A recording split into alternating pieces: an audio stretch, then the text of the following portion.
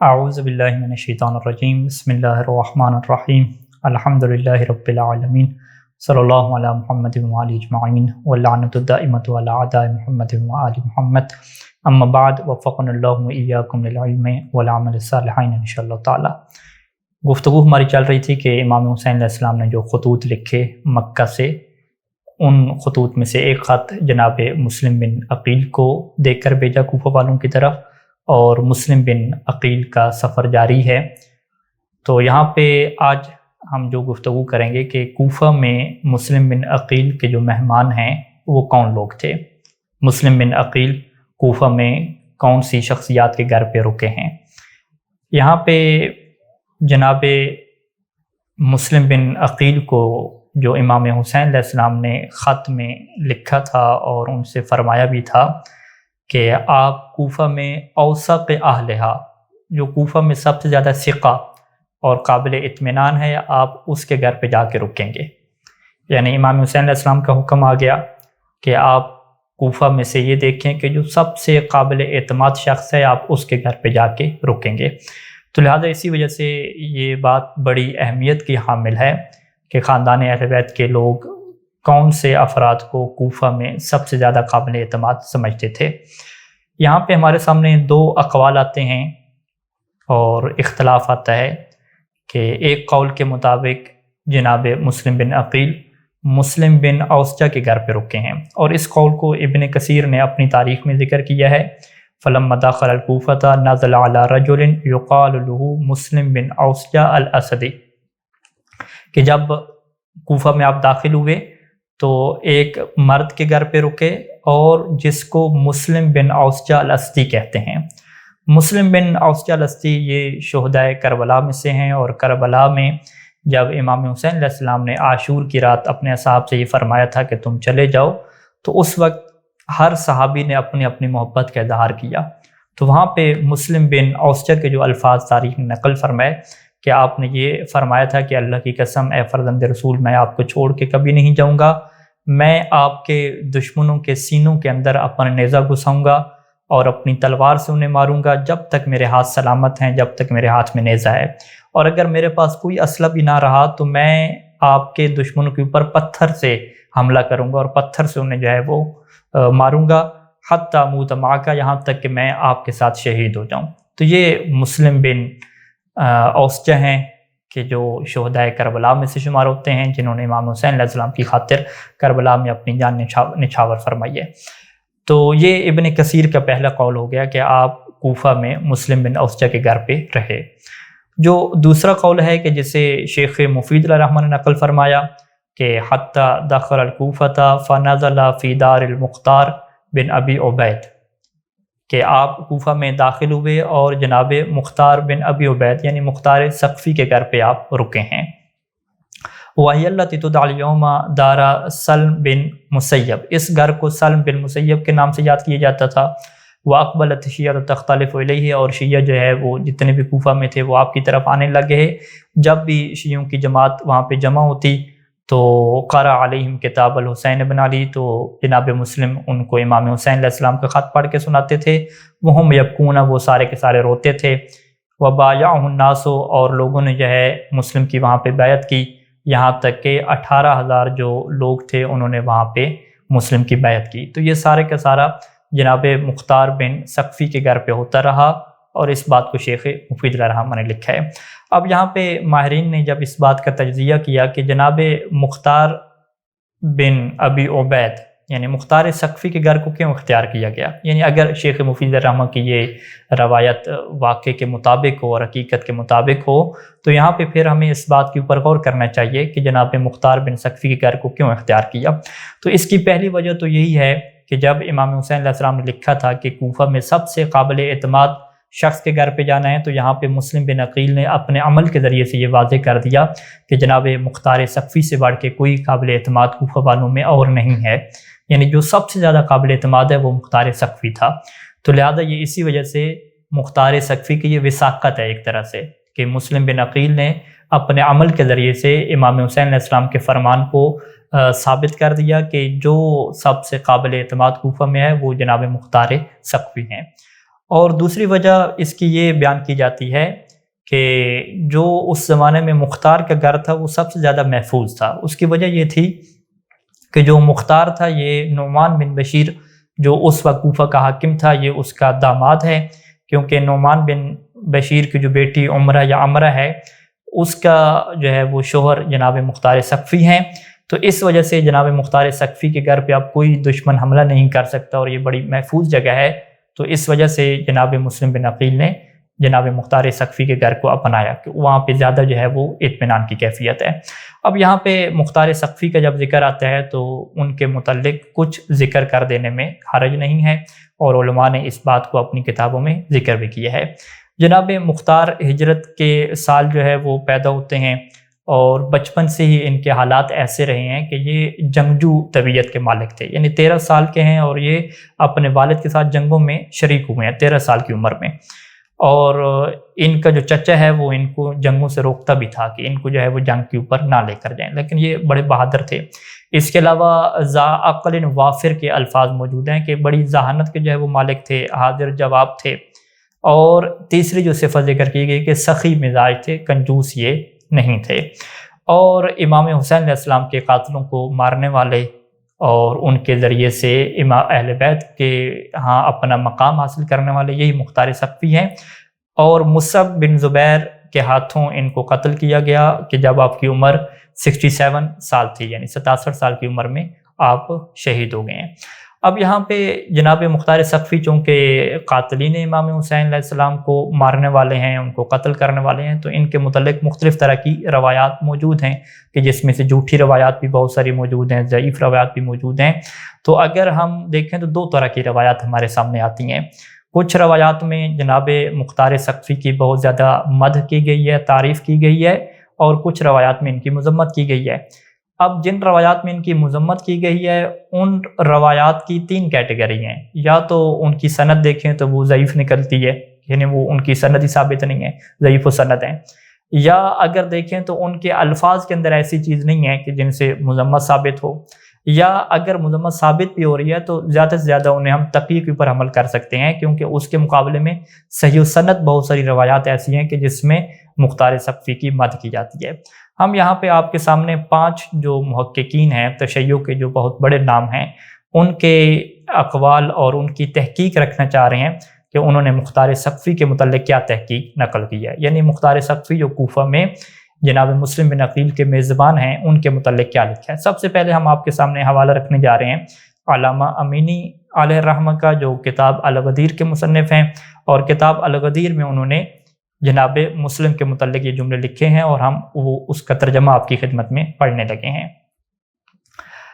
جناب امینی علیہ الرحمہ لکھتے ہیں کہ جو تاریخ، حدیث اور علم رجال میں نگاہ کے ساتھ ماہرانہ بصیرت رکھتا ہو تو وہ جان لے گا کہ مختار دین، ہدایت اور اخلاص والوں میں سر فہرست ہیں، اور ان کی قابل قدر تحریک ملحدوں کے ناسور کو جڑ سے اکھاڑ کر فقط عدل قائم کرنے کے لیے اور عمومی ظلم کی جڑوں کو اکھاڑ پھینکنے کے لیے تھی، اور وہ کسانی مذہب کے الزام سے پاک ہیں، اور جو تہمتیں اور الزامات ان پر لگائے جاتے ہیں ان کی کوئی حقیقت اور سچائی نہیں ہے، اور مختار کو علماء اعلام نے ان سب باتوں سے بلند و پاک قرار دیا ہے، اور انہی علماء میں سے ابن طاووس اپنی کتاب رجال میں، علامہ اپنی کتاب خلاصہ میں، ابن داود اپنی کتاب رجال میں، فقی ابن نما اپنے منفرد رسالہ میں، اور محقق اردبیلی حدیقت و شیعہ میں، اور صاحب المعالم تحریر طاووسی میں، اور قاضی نور اللہ مجالس میں، اور مختار کا دفاع شیخ ابو علی نے منتہی المقال جلد 6 صفحہ 240 اور ان کے علاوہ بھی علماء نے کیا ہے۔ تو یہ عبارت ہو گئی علامہ امینی کی۔ دوسری عبارت ہم آپ کے سامنے رکھنے جا رہے ہیں وہ محدث قمی علیہ الرحمہ کی ہے۔ وقائع الایام میں محدث قمی، جن کی مفاتیح الجنان جنہوں نے جمع کی، وہ یہ لکھتے ہیں کہ مختار سقفی کے متعلق روایات مختلف ہیں، لیکن جو بات مسلم ہے کہ اس نے امام زین العابدین علیہ السلام کے دل کو خوشی اور سرور پہنچائی، بلکہ اس نے آل رسول صلی اللہ علیہ وآلہ وسلم، ماؤں اور ان یتیموں کے دلوں کو خوش کیا کہ جن کے باپ امام حسین علیہ السلام کے ساتھ شہید ہو گئے تھے، 5 سال سے غم اور حزن نے اجڑے ہوئے گھروں پر اپنا ڈیرا جما رکھا تھا، پس نہ سرمدانی دیکھی گئی، نہ مہندی، اور نہ ہی ان گھروں سے دھواں اٹھتا دیکھا گیا، یہاں تک کہ انہوں نے عبید اللہ بن زیاد کے سر کو دیکھ لیا تو پھر وہ حزن سے نکلے۔ اس سے ہٹ کر مختار نے ان گھروں کو مضبوط کیا جو تباہ ہو چکے تھے، اور مظلومین کے گھروں میں تحائف بھیجے۔ پس مختار کے لیے مبارکبادی ہو کہ اس نے اپنے اس کام کے ذریعے رسول اللہ صلی اللہ علیہ وآلہ وسلم کے اہل بیت مطہرین کے دلوں میں خوشی کو داخل کیا۔ تو یہ مدح کے کلمات آگے جناب محدث قمی علیہ رحمہ کی طرف سے،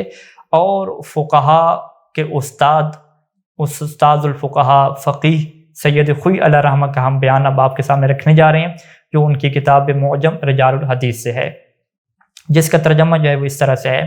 کہ مختار کی حالت کے اچھے ہونے کے متعلق یہی کافی ہے کہ اس نے قاتلان حسین کو قتل کر کے اہل بیت علیہ السلام کے دلوں کو مسرور کیا ہے،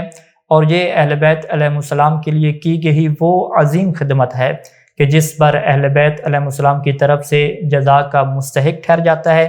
کیا یہ کوئی سوچ بھی سکتا ہے کہ رسول اللہ صلی اللہ علیہ وآلہ وسلم اور اہل بیت علیہ السلام اس سے چشم پوشی کر لیں گے جبکہ وہ کرم اور احسان کی کانے ہیں؟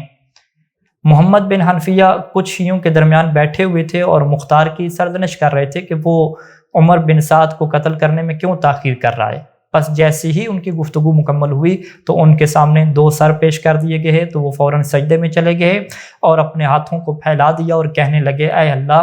اس دن کو مختار کے لیے نہ بھولنا، اور اسے اپنے نبی محمد صلی اللہ علیہ وآلہ وسلم کے اہل بیت علیہ السلام کی طرف سے بہترین جزا عطا فرما۔ اللہ کی قسم آج کے بعد مختار پر کوئی سرزنش نہیں ہے۔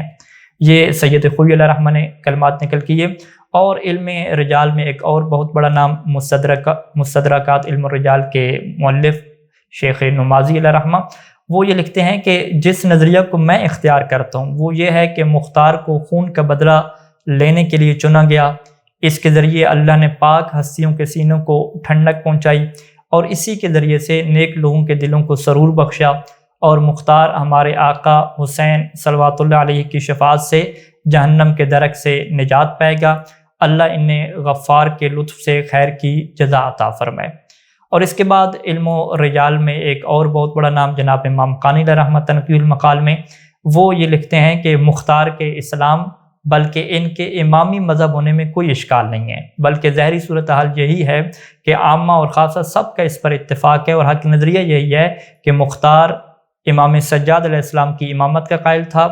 پس گزشتہ تمام باتیں، یعنی انہوں نے گزشتہ باتیں لکھی اور پھر لکھا کہ گزشتہ تمام باتیں جو آپ نے ذکر کی ہیں ان کا خلاصہ یہ ہے کہ مختار امامی المذہب ہے اور اس کی حکومت امام علیہ السلام کی اجازت سے تھی اور ان کی وثاقت ثابت نہیں ہے۔ یعنی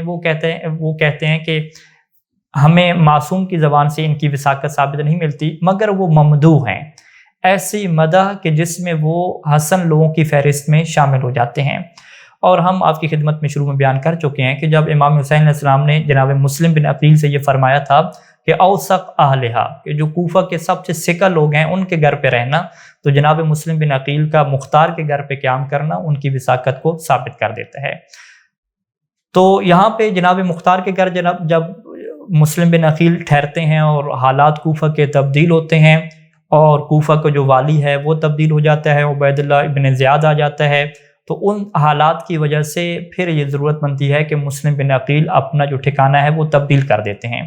تو اب تاریخ نے یہ لکھا کہ آپ نے اپنے مقام کو تبدیل کیا اور ہانی بن عروہ کے گھر پہ آپ چلے گئے۔ ہانی بن عروہ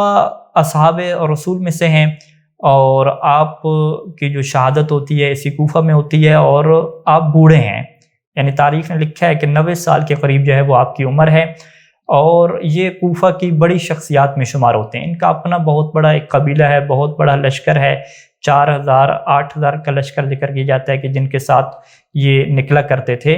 اور ان کی جلالت و عظمت کے لیے یہی کافی ہے کہ امام صادق علیہ السلام کی طرف سے جب زیارت کے الفاظ نقل کیے محدثین میں تو اس میں جناب ہانی بن عروہ کے اوپر امام علیہ السلام کی طرف سے بہت ہی کمال کے جملے جو ہے نقل ہوئے ہیں۔ یہ زیارت ہم آپ کی خدمت میں نقل کرنے جا رہے ہیں کہ جس سے ہانی بن عروہ کا مقام آپ کے نزدیک واضح ہو جائے گا۔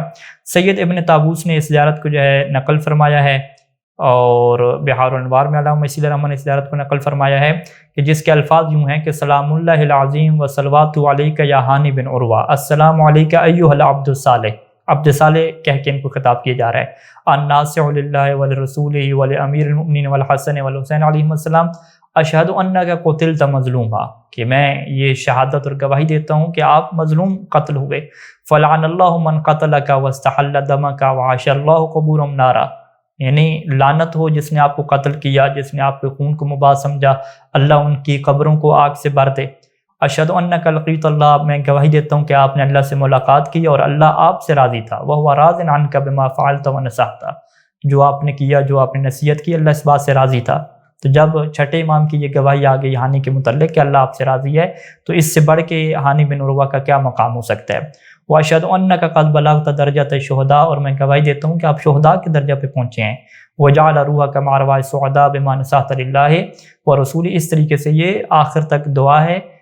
امام علیہ السلام کی طرف سے، جس کے اندر بہت ہی عظیم جملے جناب ہانی بن عروہ علیہ رحمہ کے متعلق ذکر ہوئے ہیں۔ اور جناب ہانی بن عروہ جنگ جمل میں بھی شریک ہوئے تھے اور امیر المؤمنین اسلام کے ساتھیوں میں سے تھے، امیر المؤمنین اسلام کے ساتھ مل کے انہوں نے دشمن کے خلاف جنگ بھی لڑی۔ اور جناب شیخ مفید علیہ رحمہ نے ارشاد میں آپ کی بہادری کے قصے کو یوں لکھا کہ جب جناب ہانی بن عروہ کو پکڑ لیا جاتا ہے اور وہ ابن زیاد کہتا ہے کہ میرے حوالے کرو مہمان کو، تو اس وقت جناب ہانی جو بوڑھے ہیں وہ کہتے ہیں کہ میرے اوپر یہ ننگ و عار ہے کہ میں اپنے مہمان کو تمہارے حوالے کر دوں اور میں صحیح سلامت ہوں، میری اندر زندگی باقی ہے، یہ نہیں ہو سکتا۔ اس وقت ابن زیاد نے جناب ہانی کے چہرے کے اوپر ظلم کرنا شروع کیا، فاعترض وجهه بالقضیب، جو اس کے ہاتھ میں چھڑی تھی وہ آپ کے چہرے پہ اس نے مارنا شروع کی، فلم یضرب وجهه وانفه وجبینه، وہ اس وقت تک آپ کے چہرے پہ، آپ کی ناک پہ، آپ کی پیشانی پہ، آپ کے رخساروں پہ مارتا رہا، یہاں تک کہ آپ کی ناک ٹوٹ کے ہی اور خون بہنے لگ گیا آپ کے کپڑوں کے اوپر، اور آپ کے رخسار کا جو گوشت تھا وہ پھٹ گیا، آپ کی جو جبین کا، پیشانی کا گوشت تھا وہ پھٹ گیا، اور اس طریقے سے وہ گوشت اکھڑ کے آپ کی داڑھی تک آ گیا، یہاں تک کہ وہ اتنا مارتا رہا کہ وہ جو اس کے ہاتھ میں ڈنڈا اور چھڑی تھی وہ بھی ٹوٹ گئی۔ تو انشاءاللہ ہانی بن عروہ کی شہادت کا قصہ عنقریب آئے گا کہ جب ہم مکہ کے بعد سفر کو ہم جاری کریں گے کوفہ کی طرف، تو کوفہ کے اس وقت کیا حالات بنے تھے، تو اس وقت ہم ان واقعات کو تفصیل سے آپ کی خدمت میں پیش کریں گے۔ تو آج کے درس کا خلاصہ یہ ہوا کہ جناب مسلم بن عقیل کوفہ میں شیخ مفید علیہ رحمہ کی روایت کے مطابق جناب مختار سقفی کے گھر پہ رکے، اور تاریخ ابن کثیر کے مطابق مسلم بن اوسجہ کے گھر پہ رکے، اور یہ حالات کی تبدیلی کی وجہ سے آپ کے جو آخری میزبان تھے وہ جناب ہانی بن عروہ تھے کہ جنہوں نے آپ کی حفاظت کی خاطر شہادت پیش کر دی۔ اللہم صلی علی محمد و آل محمد۔ السلام علیکہ یا ابا عبداللہ الحسین۔